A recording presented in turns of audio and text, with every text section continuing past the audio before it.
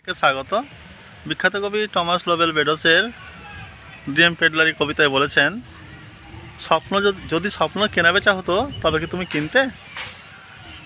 তিনি কোন ভাবমূর্তি নিয়ে বলেছেন ঠিক জানা নেই, তবে তিনি যদি গ্রাম বাংলার প্রকৃতিতে একেবারে খেটে খাওয়া পরিযায়ী শ্রমিক হয়ে বেঁচে থাকা পরিবারে জন্ম নিতেন, কোনো মা থাকতেন তার শিশুকে বলতেন দুই মুঠো খাওয়ার জন্য, একটু শেখার জন্য,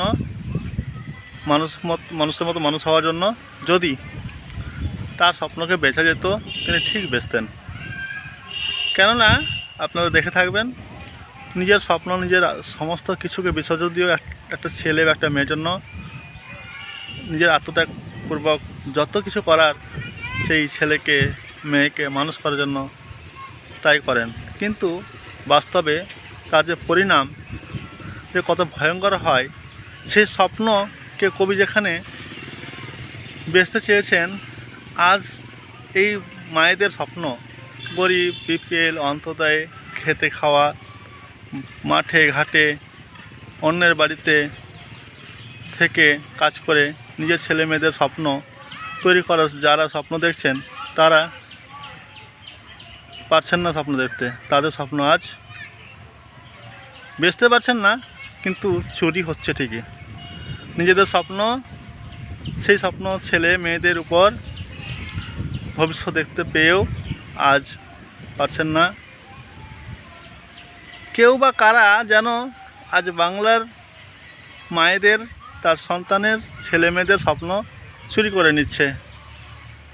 তিলে তিলে ছোট থেকে বড় করছে, স্কুলে পাঠাচ্ছে, শিখছে, ডিগ্রি অর্জন করছে।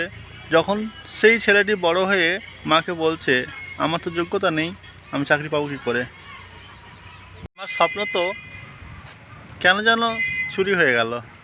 আমি তো বেড়ে উঠছি ঠিকই, বেড়ে উঠলাম ঠিকই, পড়লাম, বছরের পর বছর সময় কাটালাম বিদ্যালয় শিক্ষায়, মায়ের স্বপ্নকে বাস্তবে আনবো, ভবিষ্যতের স্বপ্নকে বাস্তবায়িত করব ভাবলাম, দেখলাম, পরিশ্রম করলাম, কারো না কারো দ্বারা সব তো ফাঁকি হয়ে গেল।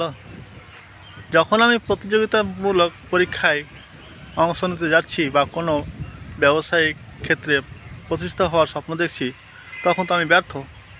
তো এই ব্যর্থতার জন্য আমি তো দায়ী না। যাদের কাছে শিখলাম কোনো না কোনোভাবে, পরোক্ষ বা প্রত্যক্ষভাবে, আমাকে তো এই জন্মের শিক্ষাটাকে নষ্টই করে ফেললো, আমাকে তো যোগ্য করেই তুললো না। আমি কেন আজ যোগ্যতা অর্জন করতে পারলাম না শিক্ষিত হয়েও? কোথায় ঘাটতি? কে চুরি করলো আমার স্বপ্নকে? কেন আমি পারলাম না? কেন আমি পারছি না? তবে কি সেই ছোট থেকে স্বপ্ন দেখা ব্যর্থ?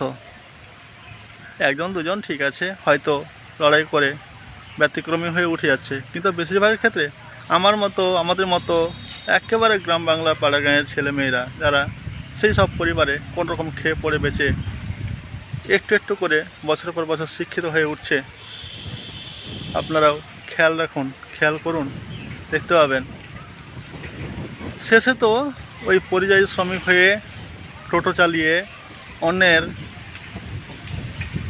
অর্থাৎ লেবার খেটে পরিবারকে প্রতিপালন করতে হচ্ছে। তাহলে কি হলো এই শিক্ষা?